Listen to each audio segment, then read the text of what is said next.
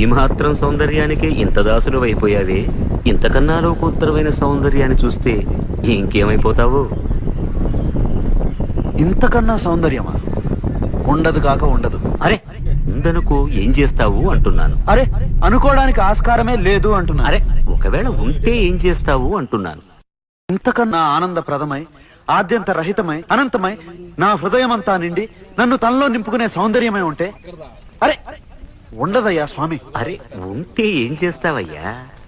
ఆ సౌందర్యానికే దాసోహం అంటారు. అయితే రా చూపిస్తాను. పద చూస్తాను.